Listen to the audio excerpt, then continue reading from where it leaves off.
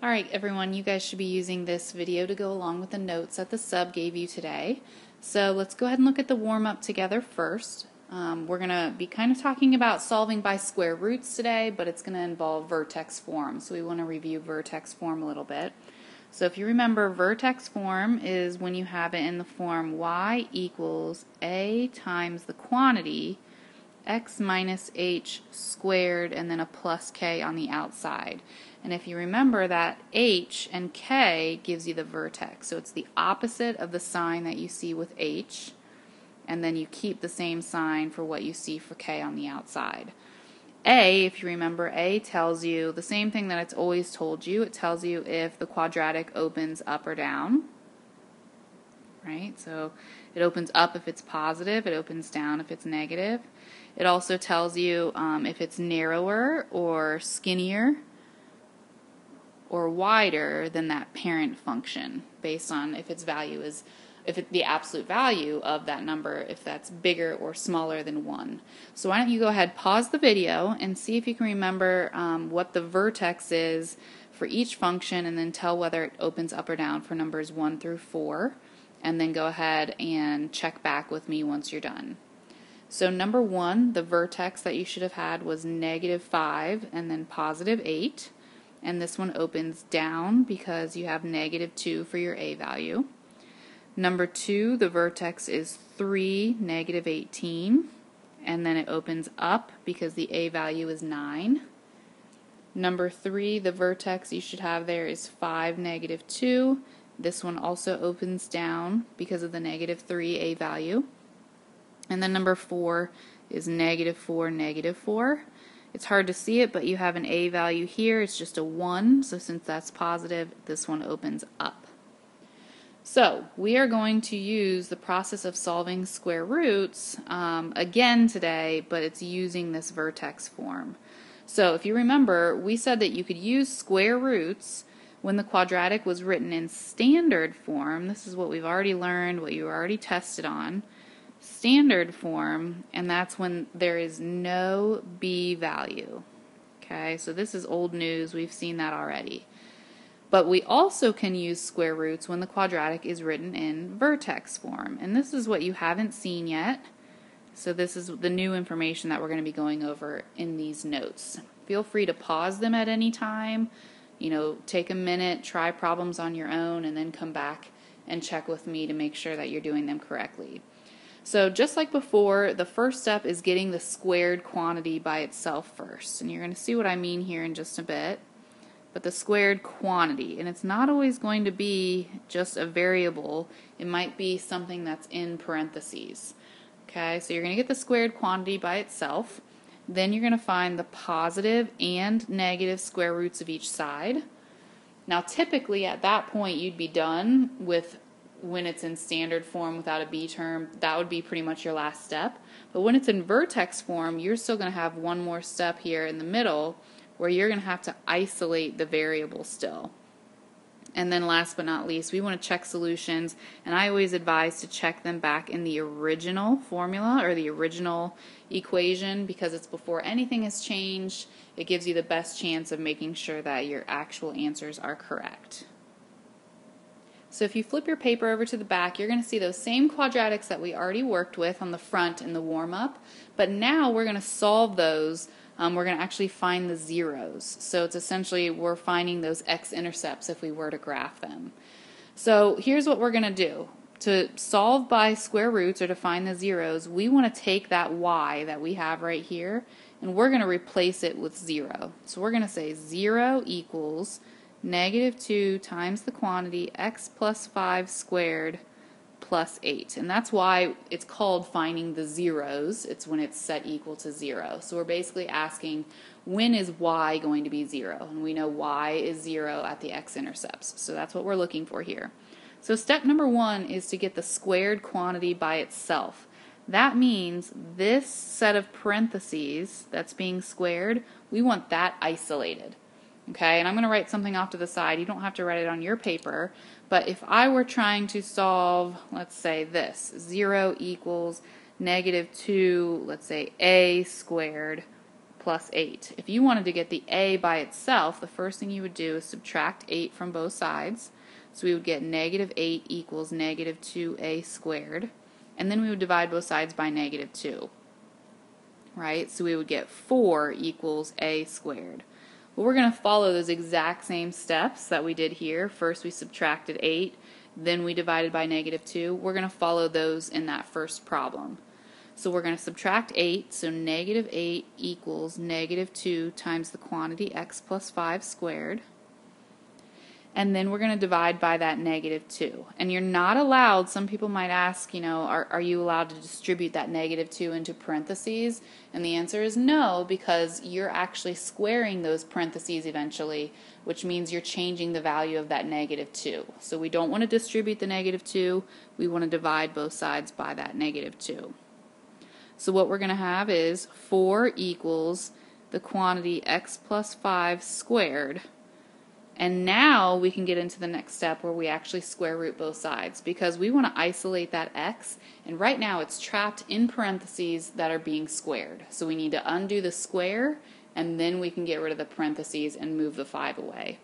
Just remember that when we square root both sides, we have to take both the positive and the negative square root.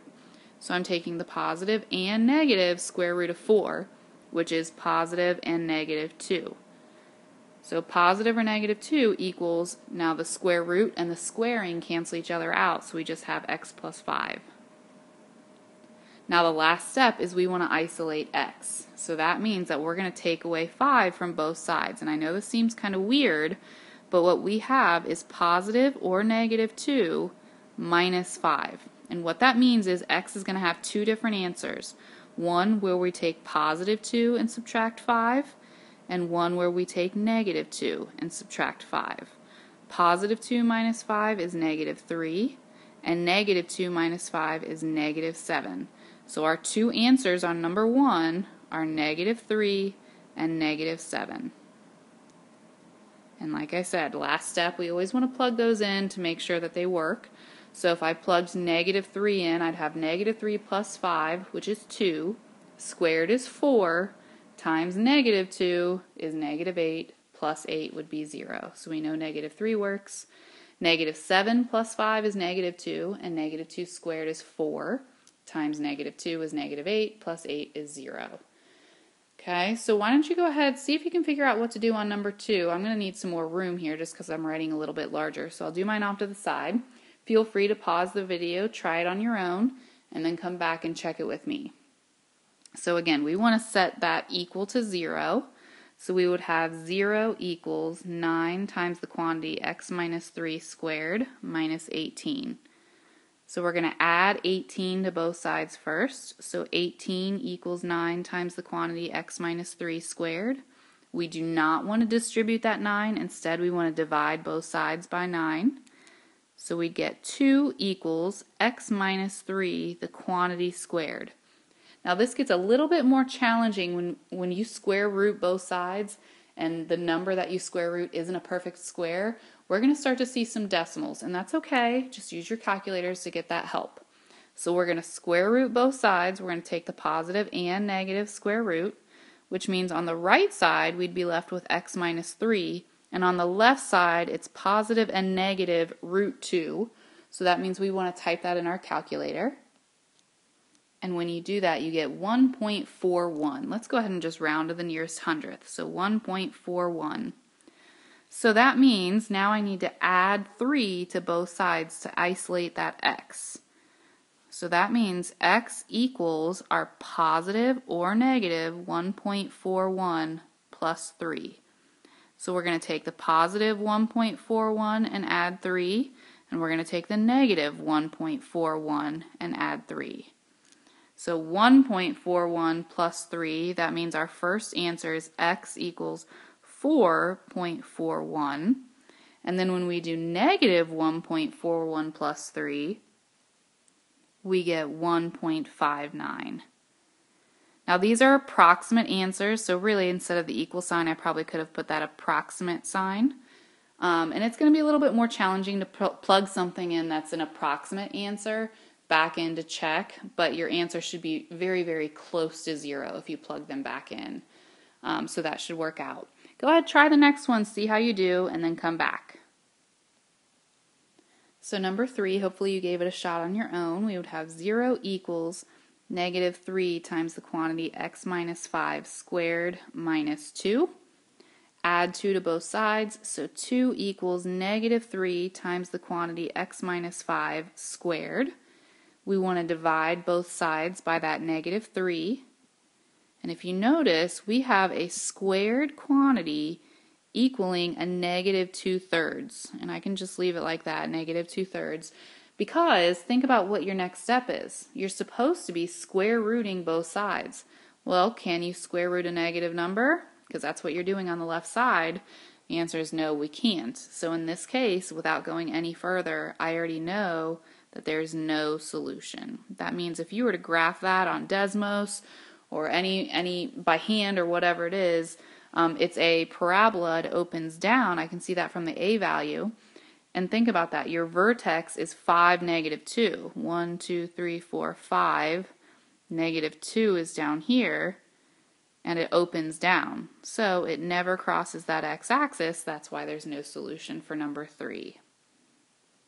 And then let's also go ahead and try number 4. So again, we set that equal to 0. So 0 equals the quantity x plus 4 squared minus 4. First thing we want to do is get that squared quantity by itself, this quantity here. So we do that by adding 4 to both sides. So 4 equals, whoops, I didn't mean to write that. Let's fix that. 4 equals the quantity x plus 4 squared.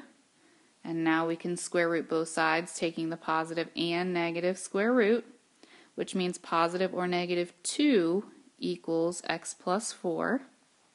So x by itself is positive or negative 2, and we're taking away 4 from both sides.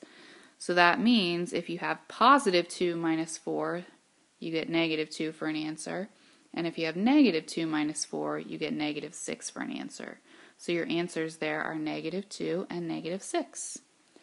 Go ahead, try the last ones on your own, and I'll go ahead and show you all of the steps. I'm not going to walk through each one, but you can pause the video to verify my steps versus your own. So your solutions on number 5 are x equals 3 and 5. Go ahead and pause the video, check your steps versus mine. Okay, and this is number 6 on your paper. Your answers are negative 1.38 and 3.38. The hardest part is the 34 divided by 6 right off the bat is a decimal answer. It's 5.6 repeating. Just go ahead and make sure you don't round off too much. I always just keep 5.6 repeating in my calculator, and then I use that answer, and I do the square root of that answer. That way there's no really rounding in the middle of the problem. I wait to round until the very end. Number 7 actually has no solution because when you divide both sides by negative 7, you get the quantity x plus 4 squared equals negative 3, and if I try to square root both sides there, I'm square rooting a negative, so there's going to be no solution on number 7. And finally, number 8, x equals 0.83 and negative 4.83. Square rooting that 8, you get the 2.83 positive and negative, and then you subtract 2 from those. So positive 2.83 minus 2 gives you the 0.83, and negative 2.83 minus 2 is a negative 4.83. So your homework tonight is to practice this. There's a paper called Intro to CTS. That means complete the square, and we'll talk about what that means once I'm back. But go ahead and get that paper from the sub if you don't have it yet. Tonight you're going to be working on the evens for that paper, so you need to come in Tuesday with that finished. And help each other out. If you guys have questions, help each other, and I will be back tomorrow to help you.